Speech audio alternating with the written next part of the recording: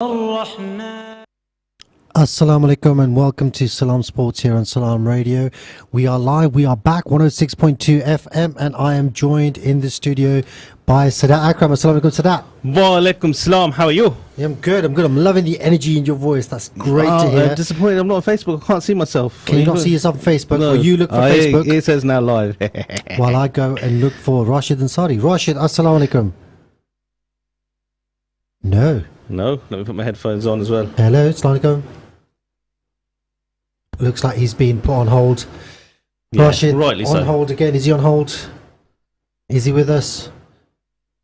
I'm sure he'll be joining us soon. Leave him on Rashid, hold. just shout when you join us, mate. We're expecting you to join us, and our studio manager is getting on the case. But yeah, good to be back. Yes. Lots and lots happened in the week of sport. Some that we don't necessarily want to talk about. Some things that we do want to talk about. Apparently, Rashid is on the line. Rashid, are you on the line? Don't want to talk about the KSI thing, innit? That's what you were talking about. How are you going? How you gents doing? Hey, how's it going? Yeah, Is he on? little bit of technical issues trying to get you live today, but glad to hear your voice. I was just saying to Sadat, lots of things going on in the world of sport. Some things we do want to talk about, some things we don't necessarily want to talk about. Certainly some of us anyway. But I'm sure you guys are chomping at the bit. Clearly, I'm talking about, you know what I'm talking about. What I'm talking KSI. about. Who's KSI? There was some sort of fight. Oh my god, my daughter was going on about it. Yeah. Of all people, I don't know why I think I was surprised, but my kids, nobody was interested. My daughters, because we're supposed to go around my brother Hamza's for a meal. This sounds like a long story. It is. That's not telling me anything about KSI. Let me cut the Tell me story about short. KSI. Who's She's KSI? like, I'm not going there because I want to watch this KSI boxing. He did 2 fights in one night. KSI had 2 fights in one night. Yeah, He's not he's a YouTube sensation, right? Yeah. Rashid, do you know KSI? Yeah, isn't he some musician, singer, rapper, whatever? And these guys are all like what you call social media stars or whatever, and they now like hype themselves up and whatever, and go off and have like these amateur boxing matches. And He had a fight with 2 amateur boxers. Okay. How'd he get on? The second one I saw, I didn't see the first one. Second one I saw, he just didn't want to be in there. It's clearly he wanted to be in there for his money, this so-called amateur boxer. The amateur boxer didn't want to be in there. Yeah, Right. every Was time he got KSI any good? punched- Yeah, well, against him, I think even I would be good, to be Okay, honest. fair enough. He was complaining every time he got hit. He's like, he's in the back of the referee. And he went down on his knee, he was taking a knee every 2 seconds and goes, no, he's in the back of the referee saying, get up and fight. It's a bit of a joke, basically. Yeah, absolutely. A little bit like the McGregor-Floyd Mayweather fight, which was just pointless. Yeah. Well, but it Although was a bit- McGregor was an actual fighter, Yeah, but yeah. just not a boxer. Fair play, Yeah. fair play. No, I was talking more about the Manchester United-Liverpool game, which I was hoping. Oh, the yeah, one but- that United won, isn't Yeah, it? yeah, the one that it's United like- won, yeah. Yeah, it's all right. No, it's Don't have to talk about that. Rush, we don't have to talk about the do we? Maybe not the first half of the show anyway. You know, it was expected. I did say United will win. Yeah. We'll come back to that. A number of things going on in the world of sport. Golf with the Tour Championship. Yeah. Am I going to get my co-presenters on this show interested in golf? No. At all, ever? No. Rashid? I'm more than interested in it, but I don't think the majority of people aren't really interested in what can you do. But yeah, I don't know. I'm trying to encourage a bit more Are you participation. generally a golf fan, though, Rashid? Come on.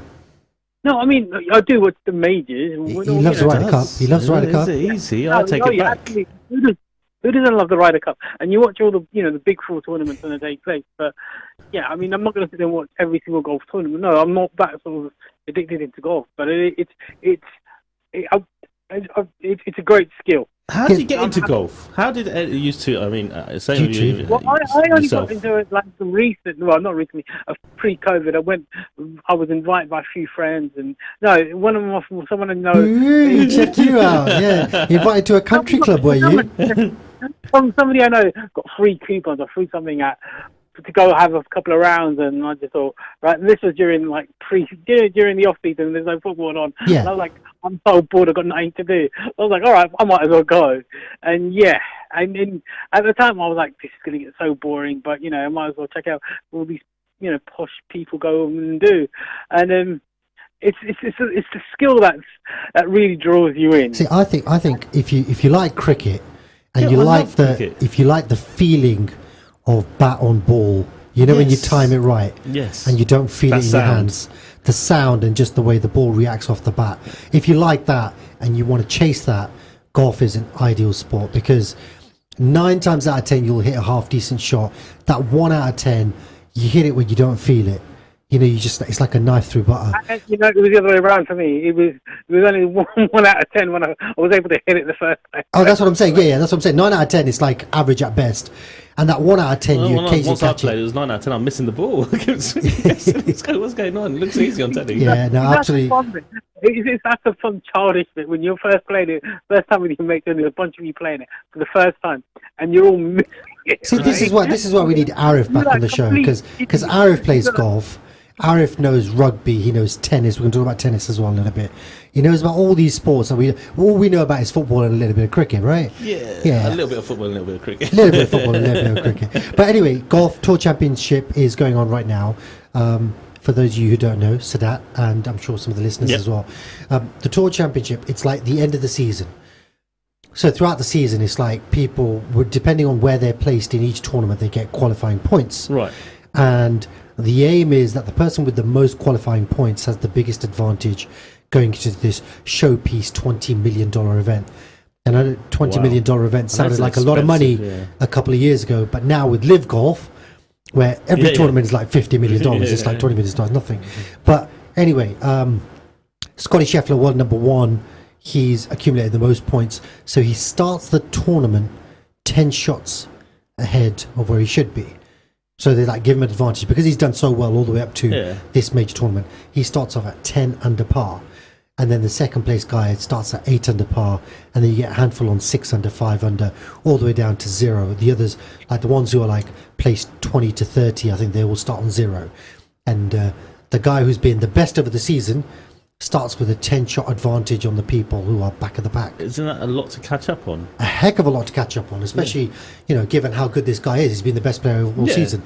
But then the argument is, given he's been the best all season, he's got the most right to win the big prize at the end of the season. Therefore, he should be given that advantage. So I quite like the setup. I think, to qualify, you have to finish in the top 30. Yeah, He's but then finished it gives the first. people. Okay, so you got your first is 10, your second is 8, 6, 7, 5, whatever. Yeah. But when you get to the bottom half, 25th, 26th, you're 0. They start so 0. what is even the point of them entering into the tournament? Well, you can make up 10 shots on a player. Has over that a ever tournament. happened? Yeah, many times. All right, so But what I'm saying is, if you're the 30th best player in the world, chasing down the best player in the world over the last 2 years, and he's got a 10-shot head start, it's not likely. No, but you're saying it has happened. It has happened. Maybe not the 10-shot, but somebody who's started like 6 under par versus 10 under par has chased that down. Yeah, but no, I meant the people on the 25th. No. If you start 0. So what's the point of them even entering it? If they finish 30th, they still get like £500,000. All right.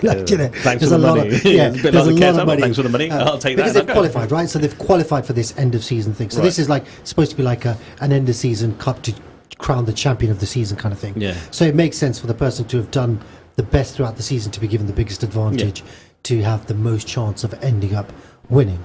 The argument is, if he's that good, does he need an advantage? No, he doesn't. But it's like if you have an off week, but you've had a brilliant year. Bad day at the office. Yeah, bad day at the office, but you've had a brilliant year. Then should you be penalised? Should somebody who's just about scraped in has like an amazing week, wins $20 million prize? Is that fair?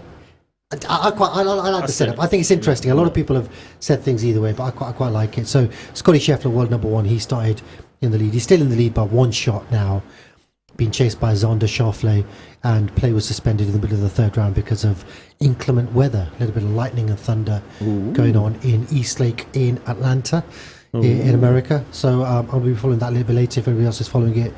It's promising to be a very exciting interesting because finish.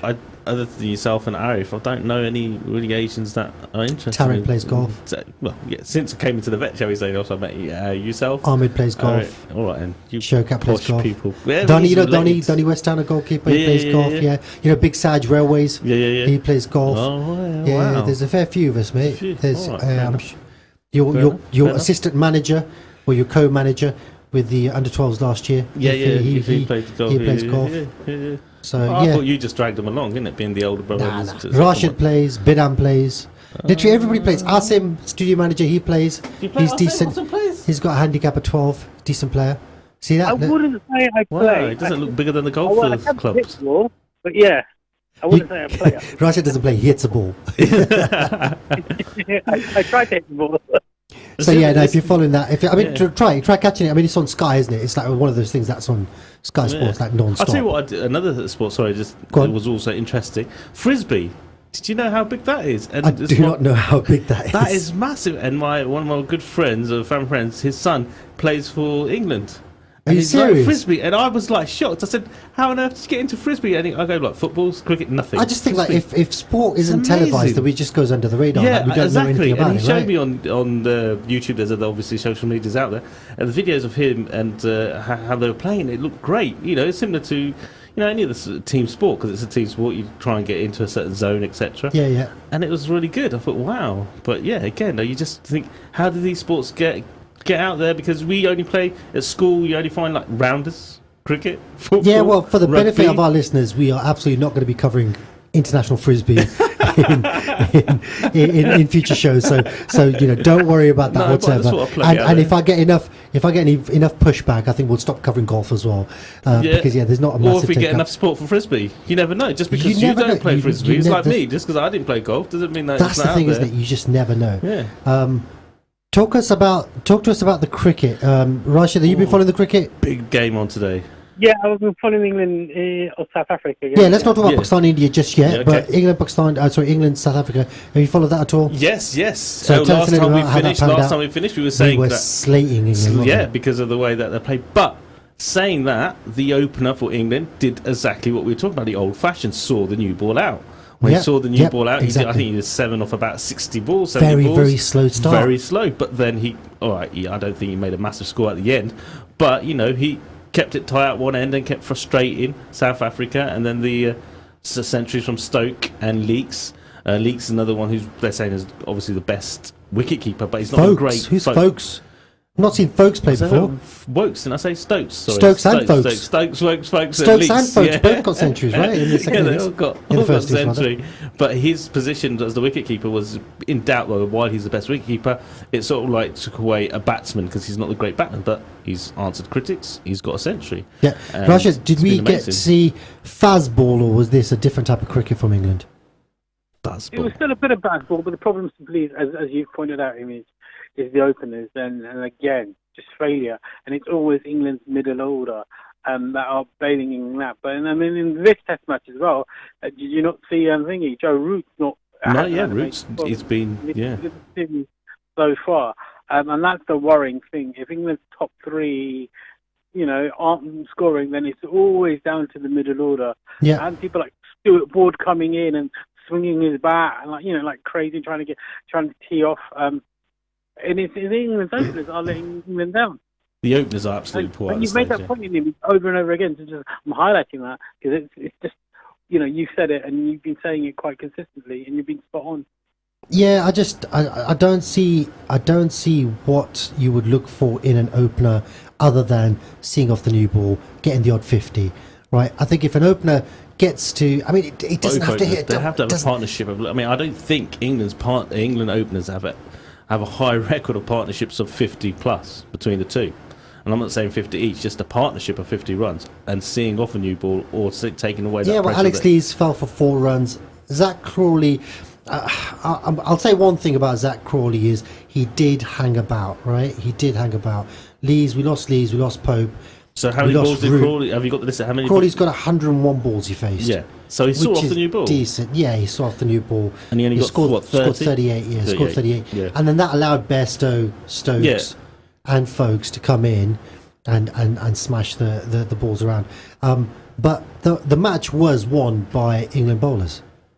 Yes. There's no doubt about it. They scaled about for 155 in the first innings. Just checking that 179 in the second innings. Yeah. Fantastic display. Anderson again. How 3 old is he wickets, now? both innings. Like Is he he's about 40? 83, I think. How old is Anderson now, Rashid? Is that a worry that they don't have a back? And Anderson, again, his critics is he's great at England home, but he's nothing away. Yeah, England are solely reliant on Anderson, Broad, and it's basically a lot of the, how can I say, seam bowlers can bowl about 80 miles an hour on English suiting wickets. Yeah. the issue will be when England go play Pakistan in Pakistan in December. And there's no sort of like, it's no swing, and in that way you need the skill of reversing and a high pace. England don't have that. And when England play Australia next summer, these bowlers won't be that as successful. Look, these bowlers might not be as successful, but England have shown they can bat against pace. Like South Africa, no slouches, right? They got three bowlers regularly getting into the 90s, 90 pluses. I was really the first time I've seen Nortje, actually. I've not seen him bowl before. He's a very, very good aggressive bowler, and their opening partnership of Rabada and Gidi. Rabada, they're all really good. They're decent, so England can put a score on, but I guess your challenge is we could put a score on, but is it just going to be 5-day test matches where we get 2.5 innings where everybody scores 450, 500, right? Yeah, but the thing is, South Africa batted. They went out and batted first, and then they got bowled out fairly quickly. There was pressure put on the back foot straight away. Then you South Africa there's a certain amount they can do. Obviously, England, okay, they are a bit gun ho, but like the openers did, Crawley, can see it out for the first 100 balls or so, and then automatically you're going to get. I mean, I think the South African fast bowler gave about 20 buys. He was doing 90 plus. The bounces and stuff. His bounce was going over the wicket. It was going over the wicket, going everything, and it was going for 4, and he did that about 2 or 3 times. And so he was obviously trying something to rattle him because he wasn't getting anywhere. And that's what happens when your batsmen let you down first innings and get a low score. So you're automatically so far on the back foot that it's difficult for your bowlers to come back and help you out. So Rashid, you remember this because I think we watched the match together. I think it was the Pakistan-Australia World Cup final where we had, was it Shoaib Akhtar was steaming and bowling at 98 miles per hour, and he was basically getting the outside edge and going for 6. Was that the final here in England, wasn't it? It was in England, Again, Pakistan batted first and only made about 150 or 180 or something. Yeah, but then it's like when you've got fast bowlers, like they're liable to just go for loads and loads of runs. Like all you do is get bat on ball, and the chances of you having a field in the right place to either take the catch or stop the runs is so unlikely. But the other side of that is what Riaz. How brilliant did he bowl against Australia in the World Cup? Yeah, I mean, fast bowling is not all about pace, is it? It's about the line, aggression, and he did it. And picking your moments. Yeah. Exactly, and it was unfortunate. I think there was 2 catches dropped on him at that time when he was playing against Australia in that World Cup. Otherwise, it could have been a different story in that particular game. So I think we're all agreed that England. Go on, sorry. Barber just out he just got out. Pakistan 15 for 1 off 3 overs. 15 for 1 of 3 overs. It's a T20, tournament. This is the T20. It's an Asia Cup. Is it an Asia Cup match? Yeah, it is normally 50-50 overs. It's now become a T20 tournament because in preparation for the World Cup as well. Because there's 15 for 1. Babar Azam's out. Bhuvishnath Kumar. He tried to pull the ball and then straight up in the air, and he got caught. Where is this showing? Rashid? Is this on like mainstream Sky Sports or something? No. It's meant to be hosted by Sri Lanka, but obviously with all the issues in Sri Lanka, it's going to being hosted in the UAE. Okay. Yeah, it's on one of the Asian channels, UTV, I think, or something like that. India won the toss, so this is Pakistan versus India. Always a massive, massive game. Yeah. Remember, it's a group stage, so there's 2 groups. Yeah. 3 teams in each group, I think it is, and it's so is it Pakistan, India, and Hong Kong. Oh, so we should win that. Yeah, so we should win that, right? So they beat that, and so Pakistan, India through to the next round. And again, they'll play each other because it will be another group stage of the top 2 of the next group, which is Afghanistan, Sri Lanka, and Bangladesh. Ooh. That's a tough group. Okay. Yeah, so the top 2 of them will then play the top 2 of the other 2, so they'll all play again 1 game each, and then that top 4, the top 2 obviously go to the final, and they play again. So it potentially could be Pakistan versus India 3 times. Wow. Okay. Well, they'd certainly get the pundits rolling in because that's one of the biggest matches. The biggest absolutely. match. It's Sri Lanka, Bangladesh, and Afghanistan, and the other group, is it?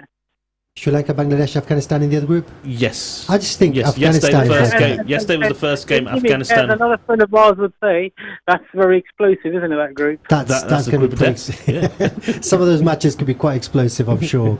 But yeah, like you say, Babar Azam out. quite early. He's the one that Yes, looked on to this be- particular pitch, and looking at the pitch, it was very much the toss to win, which unfortunately Pakistan lost the toss. He called tails, and I said, look, tails always fail. But he Listen, Zaman's at the wicket right now. I won't say his first name just in case it gets mispronounced by myself. But yeah, Zaman? Zaman's at the wicket. Zaman is at the wicket, yes. Oh yeah, Fakhr Zaman. Fakhr. I'm not going to say his first Yeah, name, you shouldn't even try pronouncing it. I tried that on Sky Sports, got it so wrong so many times. So yeah, guys, if you're following the match, Pakistan India, do keep us posted. I'm sure Rashid, you'll keep us posted as well. But yeah, like you say, it's 19 for 1. Yeah, like I said, the First toss, ball's gone for a 4. Zaman's Yeah, got off the top mark edge. with a boundary. So Yeah, yeah. Zaman top edge bit for 4. What's a good score, Sadat? well, 2020 batting I think first. about 10 or 11 games that they've had on there, 9 of the games have been won by the team batting second. What's a good score though? Wow. 150, 160. 160. They need to go 8 and over for 20 Yeah. overs on a slow wicket.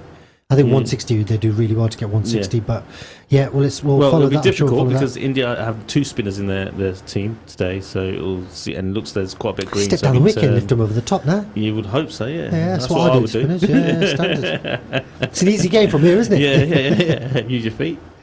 Excellent. The only other bit of sport I wanted to talk about just in the first half was the US Open tennis. You're looking forward to that? Flushing Meadows showpiece event. Yes. I know Arif's looking forward to that. He's a big fan of tennis. The only reason I picked that up is because Serena Williams has announced that is going to be her last tournament. Yeah. Well, she made an announcement in the previous tournament, and she said that this could be the last one, but then she But said it's US Open. It's isn't it? US It's like, Open, yeah, she's yeah, so American. she's It's US there. Open.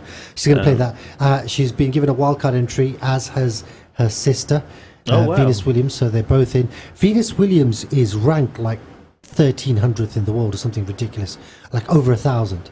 wow. But I wouldn't put it past her to win a couple of matches. Like, do you know what I mean? And then Serena as well. Are they Serena's- doing the doubles as well, or is it just the yeah, singles? so they're going to enter The the doubles, and doubles. they're both entering the singles as well. Yeah. So that'll be interesting. I think it'll be a nice way for them to be bid farewell. But I mean, I guess the reason why that caught my eye is because you've got a 20. Is it a 23 or 28? How many? Rashid, do you know how many singles titles Serena Williams got? I think it's 23 or 28. It's in the 20s. It's ridiculous how high it is. Yeah, it is. It's But- ridiculous. Like, do you really think that she's been given the love of her home country and internationally for being so dominant in the sport? Loaded Not question. really. Loaded question. There are issues there. We know about race and class, and it's all about no. And then the reality is no, she hasn't. So I've lost it. It's really cracking in my ear, but yeah. Had that been a female white tennis player or a male white tennis player, Yeah. the adulation they'd be receiving would be so much more. Yeah, I completely agree. I think you're absolutely right. But yeah, she's 23-time apparently, 23-time Grand Slam champion. Yeah, she's going to compete, and I think it starts tomorrow. Tomorrow. Yeah, tomorrow's the first day. So we'll follow that. We'll follow their progress, and we'll give an update on the show next week. I think only she could probably answer that question more than with that loaded question. I could answer it. Yeah, but I think if you she asked could- me, I could answer it. Go on then, answer it. No, she's not been given the love, the adulation. I mean, we get like Andy Murray, one-time champion, or that even that Amelia Raducanu, She's right? gone a bit down. I know she's got a bit down, but like she won, and we were like, "Oh my god, she's like the best thing ever!" And it just went completely crazy over her. But especially Andy Murray. Andy Murray was like the top 3 or 4 players for a It's couple of years. so-called British players, weren't they? So Yeah, they yeah. wanted to. I mean, and the British. But if you look at media the went, Americans but and the how they world- loved Sampras, how they loved Agassi. Oh yeah, Andre Agassi. Yeah, What a player you know, he was. they do. Roddick didn't even win much, but he was like an absolute star, wasn't he? And then you've got Serena Williams, 23-time Grand Slam winner. Unbelievable record. You'd think the media would be just all over it, and she's got a few sponsorship deals and whatnot. I'm sure she's got her fan base, but she absolutely wasn't loved and adored. Like some of the other athletes that they've produced, maybe. In comparison, I suppose it would be the male version, Pete Sampras, wasn't it? She's the male version of Pete Sampras, or the tennis version of Tiger Woods. Yeah. And I feel like Tiger Woods did get the love. I feel like Tiger Woods was celebrated. But yeah, I don't know. Serena Williams I don't know. Has she not got the look? I'm not sure. She's definitely got the skills. Anyway, we're going to move on to the second half of the show shortly. We're going to go into a break in a little while. But Rashid, you're looking forward to conversations around United Liverpool, the 2-1. I'm sure you watched that game. Followed the fallout from that game. Shared a few memes. Shared a few funny Twitter feeds, posts. So we'll be talking all about that. We'll be talking about the Haaland hat-trick. He's comeback from City. Yeah, he's hit the ground running. Haaland. Well, that's no surprise. We'll talk about Arsenal celebrating like they've won the league in August. Yeah. The last team to do that was obviously United. Yeah. And we saw how that panned out. Liverpool scoring 9, so massive record matching score. And then we'll talk transfers as well. Anthony to United, apparently that's well progressed. There might be an announcement of that today. Apparently there's been a bid accepted, so we'll talk about that. And Klopp admitting he was wrong. Klopp admitting he was wrong, and what that means to the current transfer market, given there's only 3 days to go. Yeah. So we'll see what that happens. Prices are high and then we'll now. talk about other signings too. So guys, don't go away. Lots and lots to talk about. We'll be back in about 4 short minutes. Rashid, Sadat will speak to you guys soon. Stay tuned to Salaam Radio after this short ad break. Somalia is facing the worst drought in decades. Livestock and crops are dying in droves, and without rain, children are next. If we don't act now, 350,000 could die this summer. Muslim Hands is on the ground right now, distributing life-saving food and water. Just £100 would feed a family for a month. Your zakat and sadaqah is urgently needed. Please give today at muslimhands.org.uk.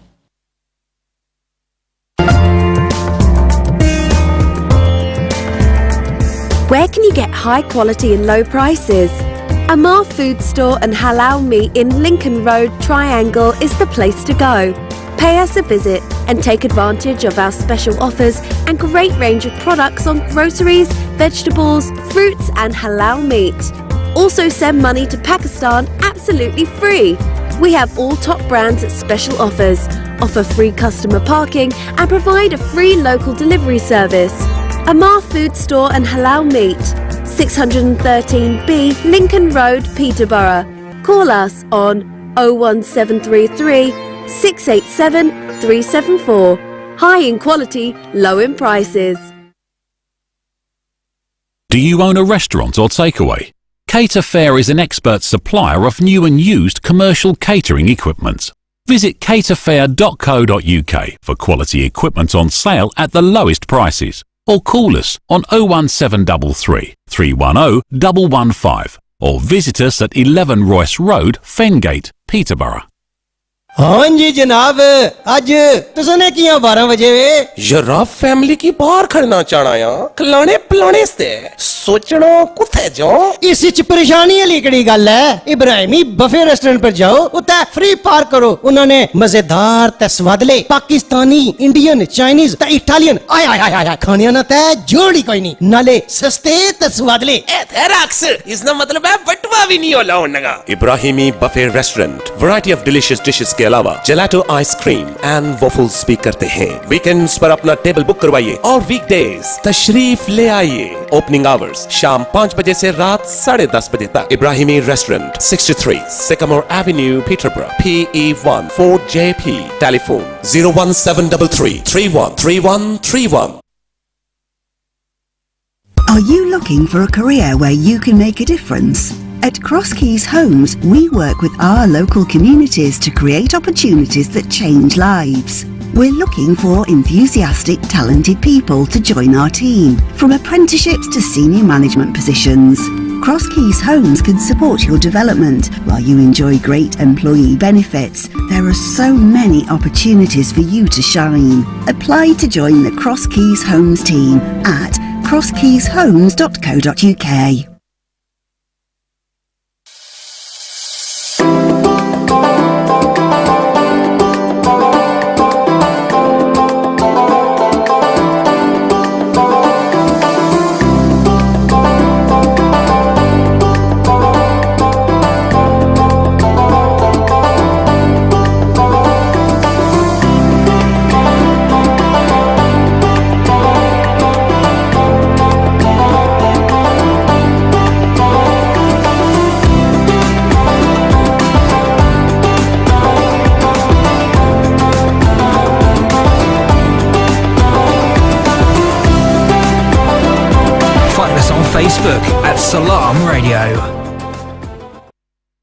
Assalamu alaikum and welcome back to Salaam Sports here on Salaam Radio. I'm Imtiaz Ali. I'm your host here with Sadat Akram. We have Rashid Ansari on the line, and we are also expecting Bidan Ganguly to dial in. Asim studio manager, just give me a shout when Bidan Ganguly is on the line and we can bring him into the conversation. And let's go straight into it. Manchester United 2, Liverpool 1. What a result for United, and what the hell is going on with Liverpool? Well, before yesterday's game, you think you couldn't see Liverpool winning a game, but True. I think the right team they played, Bournemouth, they needed that game. So before the Liverpool United game, I said it's the right game for at the right time for both teams, and one of those teams is going to use that as a springboard. And I didn't necessarily say Liverpool, although I suspected. Yeah, well, let's be honest. We all suspected it was going to be Liverpool after what had been happening to United. Bidan, I'm sure you followed that game in detail. What are your thoughts on the timing of the match? Liverpool United, always a massive fixture in the Premier League table, isn't it? What are your thoughts? No, I'm not going to lie. I think we all expected Liverpool to win that one, but I just thought that it was huge that he managed to do what like a lot of people have been crying out for, which was to drop Luke Shaw and to drop Harry Maguire.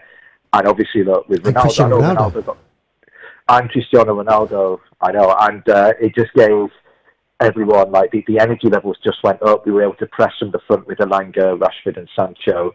And, like, Lisandro Martinez definitely looked a lot more confident playing alongside Rafael Varane than what he did playing against Harry Maguire in the first 2 games. So I think that whole kind of, all of those factors raised United levels. And again, I think, just Liverpool, Alexander Arnold and Virgil van Dijk, didn't have their greatest games, I don't think. Van Dijk was poor, wasn't he? Yeah, Van Dijk was definitely called out for watching Sancho for the first goal, but not just him. I mean, the first goal was, for me, it was horrific from Trent. He got 1-2 around the corner, and it's just a lack of intensity is shocking. It's so bad. And well, look, I don't rate that guy. And of course, you don't rate him as a defender. I mean, you have to rate him as a footballer. Oh, as an attacker, yeah. I mean, look, his goal yesterday was a person playing in that position, I think, is not rated, is he? The way he plays that position. Yeah. As a defender. Yeah, but what I'm saying is, and this is what I was making fun out of Paul Merson. Paul Merson said something ahead of the game. He said, I know, I was making Paul, because he's tactical now, so just non-existent.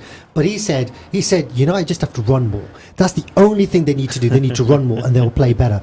And I just laughed at him because I thought it was pathetic. But having said that, Manchester United versus Liverpool, I've not seen United run like that for I can't even remember the last time they ran. They ran and they ran and they ran. I mean, Rashid, that must have been like look, we're going to commit to the press. We're really going to go at it. If we run out of steam, we'll make substitutions. We're going to run our butts off, and we're going to stop Liverpool from playing, and we're going to assert ourselves, given we're playing at home. Is that how you saw it as well, Rashid? Yep. To an extent, yeah. I mean, look, I've been, I post loads of stuff about United regularly, but what's been said for a while now is that with Ten Hag, is that he likes to play the high press, and we started pre-season 2 weeks earlier than most clubs did because he believes that the players weren't fit enough all last season or whatever, and that's why United was so abysmal, and that's and he's instituted that, and he wants a more dynamic team, and that's why he's bought the players he's bought, Malacia, Martinez, so we can play out. Malacia was sensational. Wow, never seen him play before. Genuinely impressed. For me, this is a Rafael Varane of the top defender, of one of the best defenders in the world. Not the one we saw last year that was always injured and never really got into stride. This is the Rafael Varane that most United fans dreamt of. And it's complete opposite of of VVD. VVD was a strong, assured, powerful type. When Varane basically just he did not let Diaz pass, and he picked him up and dunked him. Literally, yeah. That's what VVD used to do. No, I get that. I mean, the last 2-3 years, but over the last year, and Carragher's pointed that out, he's kind of just backs off now. So, VVD hasn't got that. he used to be a intensity. bully. He used to be a bully, and he's not been bullying as much. You're absolutely right. I take that. But so that I'm just going to bring you in here. Like, are we assigning too much credit to United, or should we really be questioning the attitude and the personnel on the pitch for Liverpool at the same time? I think both 50-50. Yeah. I think United did come out quick and they'd run a lot, and that's credit to them. But they didn't have possession of the ball for a United team at home. You know, they were chasing the ball most times, but when they did have the ball, they did well with it. They, were progressive rather than side passing for the past 8 years that we've been doing. But Liverpool, there were no runs behind. Even when they did have the ball, they wasn't really threatening to look like they were scoring until United went 2-0 up, actually, and then Liverpool scored, and you could see the pressure. Yeah, I felt like we could have won that game, but it finished too soon. Yeah, but it was too late. Too late. That's what Klopp said, right? That was his excuse. Another 90 minutes. Yeah. We could have won that game if it went on for a little bit longer. But you missed Nunes, I think, a big bully up front for them. But I just want to ask the question, and maybe I'm wrong, but maybe big players this season, because it's a World Cup split season, are they a bit more holding back in challenges, or thinking, maybe they're thinking of the World Cup, they're thinking that, and they're thinking, I don't want to get injured. And is that why Van Dijk's pulling out a bit? And not just him, or will that affect most players? Carragher has done this before, even last season on Monday Night Football. That what happens is this: even if it's Matip or Konate there, right? If they get done or they get beaten or they're out of position, you don't see VVD not only coming across, but diving in to make a late block or a challenge. Maybe it's because Liverpool think, right, and Alisson is one of the best goalkeepers in the world, and therefore, Alisson will make the save. Maybe but Sancho still sent him for a hot dog, didn't he? Yeah. Yeah. Yeah, Bruno was pointing out, he goes, look, score there, shoot there. Now listen, as a Liverpool fan, obviously I watched that match, and it was depressing, because I thought we were going to get our first win, and it was going to be against Man United, and it's really going to jumpstart our season. It didn't happen. It didn't happen for a number of reasons. I think we were definitely short in midfield. We didn't have the controlling, calming influence of Fabinho. He came on and made a difference, even though he was semi-fit. Thiago's missing. Game yesterday, didn't he? We can't start matches against a top team with Henderson, Milner, and Elliott. I mean, fair play, Elliott's an up-and-coming player. He's going to maybe establish himself over time, but I don't think we were right. But all credit to United. I think that was. So has the 9-0 victory then yesterday covered over the cracks for Liverpool? No, and we'll come on to that. Yeah. We'll come on to that in a second. But I think give credit to United. They absolutely turned up. They lost 9-0 over 2 legs with Liverpool last season, to come back and to beat them when, having been beaten 4-0 the game before, absolutely blown away. Yeah. It's actually a great turnaround. Not just being beaten, just not playing, not running, not doing anything. And takes a lot of pressure off the manager, and actually allows him to start expressing himself more in training, get the players behind him, and the fact that 2-0 to Wolves. Yeah, 2-0 to Wolves. It looks onside, and Aston Villa are losing 1-0 at home to West Ham. West Ham. I think they're checking this goal. I'll tell you what, that sound effects is going to be Gary all over Neville-esque. social media.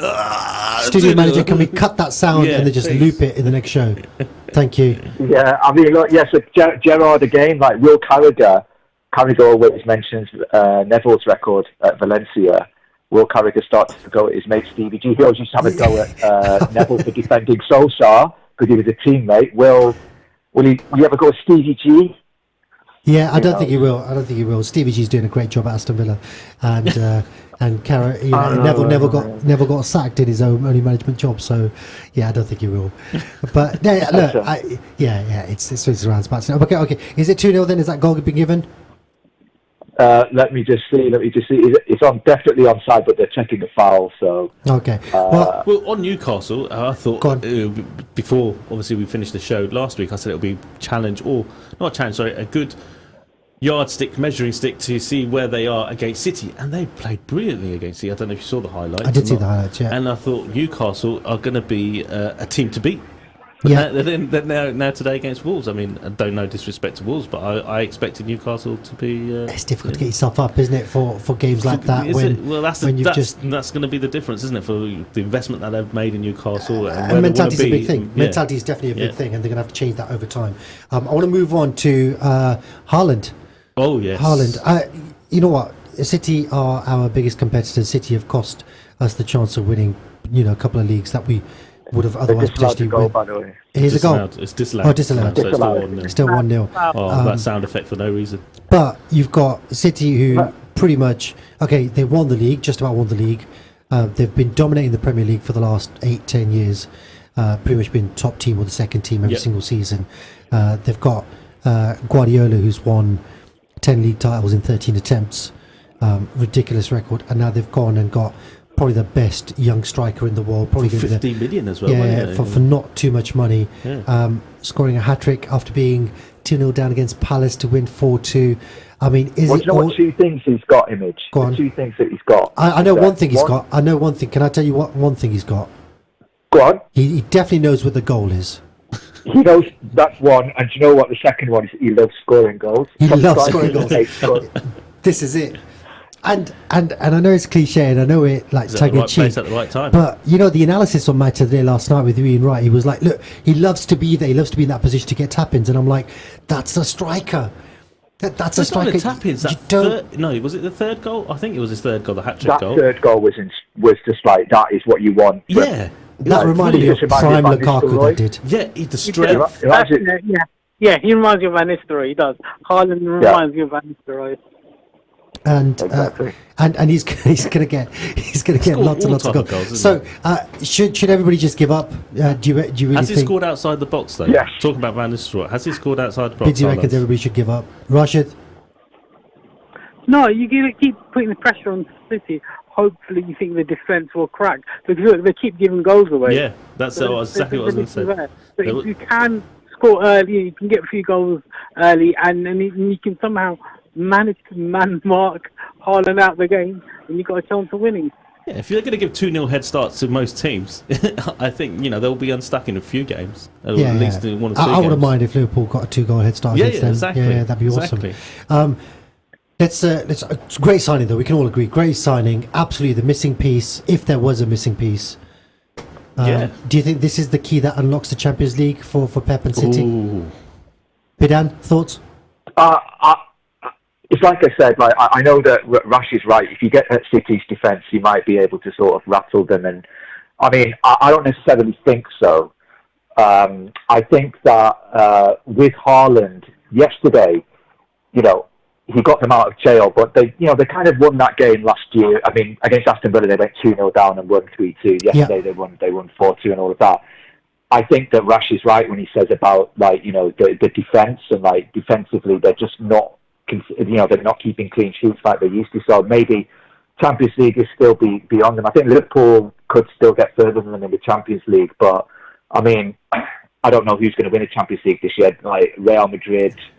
Maybe not. I don't know. It's never rule out Real Madrid. Never. Well, Bayern Munich now with Sadio Mane in their attacking ranks. Well, they only drew yesterday. They've not made the greatest start. They They're top of the Bundesliga, right?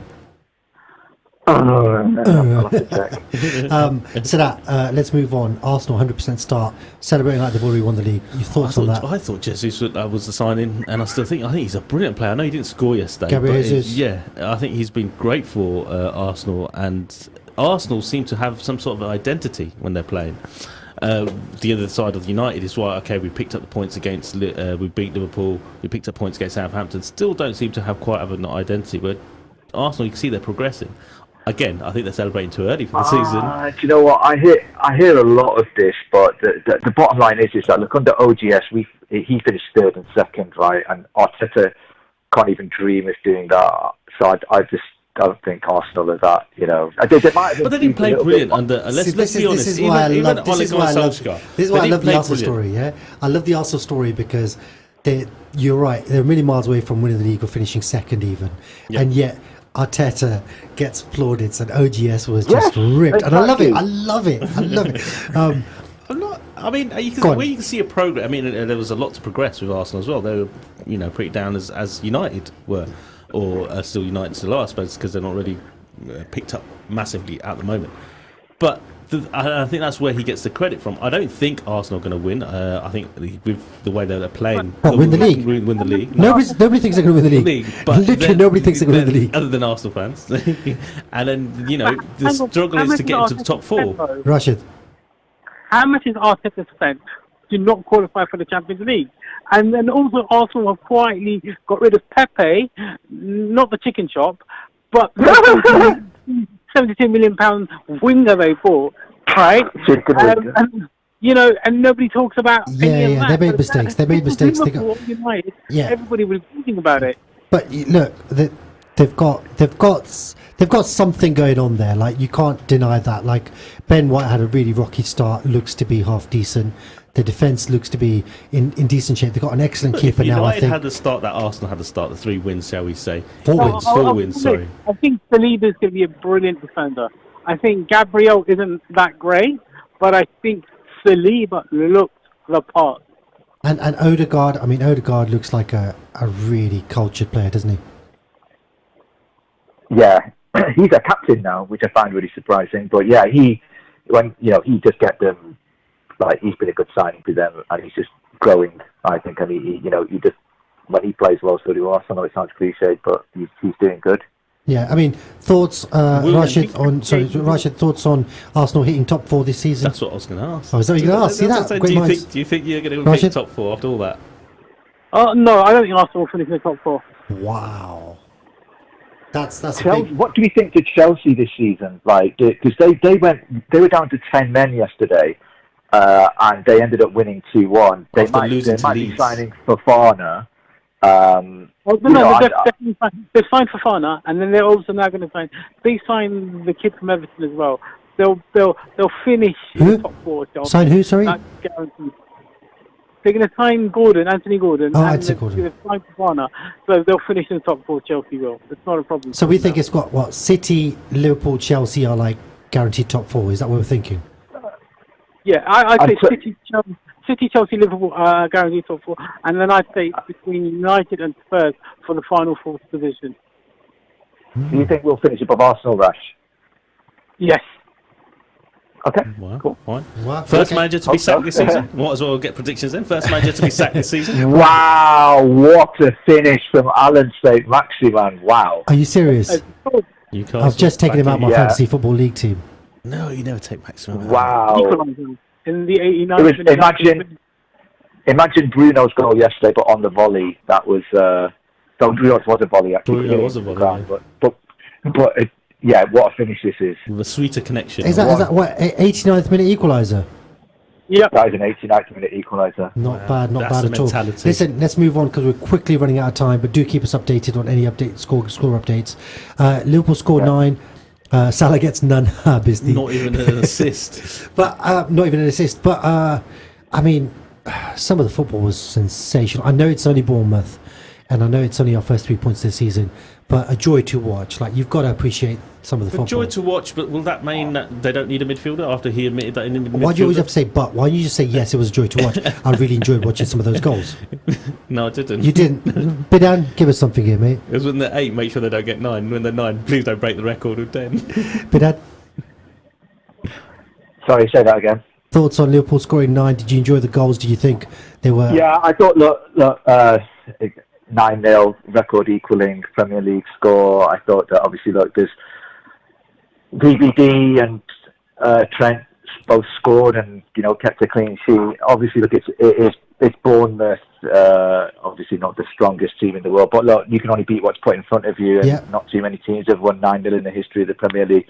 First 9-0 I saw ever actually was Liverpool v Crystal Palace. Don't know if you remember that game, but see, I don't remember that, but they were talking about that on a match of the day, weren't they? Ian Wright was apparently in that team, and he said he was crying. Oh yeah, he was in the Crystal Palace team, and then they beat Liverpool in the semi-final that year. FA Cup replay. And then they lost to us in the final. But look, Liverpool. Which means you beat us 9-0. Exactly. Well. But look, Liverpool. They just look. It's going to be interesting to see how they do this season. It's like I said. I thought Klopp. I want to know when the Klopp burnout season is going to be, like he's had at Dortmund. Well, I'm going to call you out on this, Bidan. You said Klopp's burnout season was 3 years. Yeah. Initially. You did, initially. And I've got it. I'm hoping that this is but it looks like I've got it wrong. So I hold my hands up, Imtiaz. Yeah, because I mean, I get that. I do get that, but I saw somebody post 7 years is the time it takes for asthmatic drugs to stop having an effect. And somebody said that, and I was like, "How is that relevant? I just don't get it." But I don't know. Like, can you say that about managers? Do you really think managers work in those kinds of time periods? And no, it's the players. It's the players. So like, it's just like, look, that team. Look, is he slowly replacing? Because obviously, that front three has been broken up. He's brought in Darwin Núñez. Firmino did really well actually yesterday. That's incredible. One of the best strikers in the Premier League. But that midfield, that's going to need wholesale changes. VVD, is probably hitting 30, 31 now. I know Trent's young, Robertson, I don't know how old he is, but I just thought those players have been putting in such intensity for the past, like the levels as well, like 90 points plus every season for the past 3 or 4 seasons. You thought, is there going to be a burnout? But it looks like that he's managing to keep them fresh. So has he shot himself in the foot by saying he's made a mistake about midfielder, because the prices are going to go extremely high for Liverpool now when they go out for a midfielder? Yeah, well, we're gonna come on to potential signings, but just before we do, so that I wanted to ask you, like, do you think like that's what separates truly great managers from really good managers? Because Klopp definitely inherited some players, bought some players, absolutely did some spending. But then to do it again, to recycle, and Sir Alex Ferguson, he probably did that 3 times in his career at least. I've not seen somebody do that. I mean, and Arsene Wenger, you could argue he probably did it to an extent as well.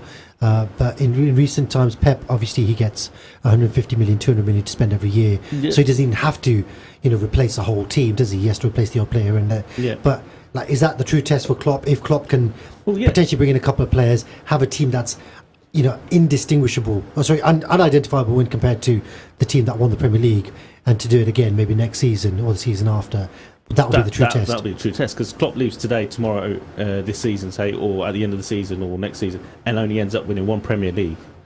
I don't think that's going to be a success for him, is it? It'll be a success for the club, given how long they had to wait. But as a manager, you can't really say, "Look at me, I won 1 league, I'm an amazing manager." So he wants to win that Premier League at least 2 more times, or 3. Okay, I want to move on. Rashid, tell us about Anthony. Yeah, Anthony, 85 million apparently. Ooh, 85 million pounds. Yeah, plus add-ons, isn't it? Plus add-ons from the Eredivisie. I don't know. He's a young player, but 85 million from the Eredivisie. By the way, a quick shout out. 11 years ago today, this day, United beat Arsenal 8-2. United what? Beat Arsenal 8-2 11 years ago, exactly to this day. Oh wow! I was there. I went to that game. But Rash, can I also say that you mentioned Anthony a year ago? At least a year ago. You mentioned it on this show, so I don't just want to dig out the recording, Imtihan, but yeah. So Rash, well done, mate. Awesome, one for you, mate. If you can have a dig around our shows to pick out Rashid's tip of Anthony as being a future star. But I definitely remember, Rashid, you were sharing a number of clips of this guy. How many of the clubs are after Anthony other than United? Well, everybody's priced out. If United going for a player, everybody else just sits back and hopes it fails, and then they'll go in and try picking him up. Like what's happening potentially with FDJ, Frankie de Jong. I'm hearing rumours about Liverpool going in for him. Is there any truth in that, Rashid? Should we get excited? I don't know, but yeah, I mean, if Liverpool do get FDJ, that will change Liverpool's season. It will, because he's a top class player. But like I'm saying, I hear rumours that Liverpool are in for, will be eventually in for Enzo Fernandez as well, and he's a class player that's gone to Benfica, and you heard it on the show first. Okay, Enzo Fernandez. What about Tonali, Shakika? Do you think is he gettable for Liverpool? Too expensive? Who? Tonali. Who's Tonali? Well, you say that now. Rashid, who's Tonali? Sorry, I can't hear you guys clearly. Who's Tonali? Apparently Tonali is some player that Liverpool are in for. I've no idea. Oh, Sandro Tonali from Milan. Yeah. Obviously, yeah. Yeah, of course, that one. Duh. No, what about Jude Bellingham? Oh. So there's talk about Jude Bellingham, Liverpool chasing him for the long term. Probably not going to get him in this window, but talks. But again, Real Madrid are interested in Jude Bellingham as well. So that's the problem Liverpool face. Is Real Madrid were always getting the players Liverpool want. I like what happened with Tchouaméni. Chicken Turini and what's the name of the other guys they got? Camavinga. It's just like so obviously, look, they sold Casemiro. Like Modric is going to retire soon. Toni Kroos is probably going to be moved on. So if it's Camavinga, Tchouaméni, and they've got players. Bellingham. They've got players there already. Like they've got some other players like Valverde and all that kind of stuff. But I think they will. They're looking to get a new midfield in, so it's going to be interesting to see if they do go for Bellingham. Right. Give us a quick update on the cricket if you're watching it. Anyone watching the cricket? What's the scores? No. Anyone? Cricket? Anyone? 66 for 2 of 9.4 overs. 66 for 2. So not going too well. No, that's not too bad. Just before we listen, we're pretty much running out of time. But Rashid, just very, very quickly, who's your signing of this under the radar signing of the season? Who's one player somebody's brought in that you're really impressed with that didn't get a lot of fanfare?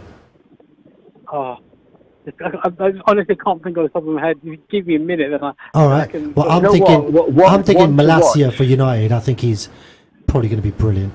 I would probably say Malacia will be the signing of the season.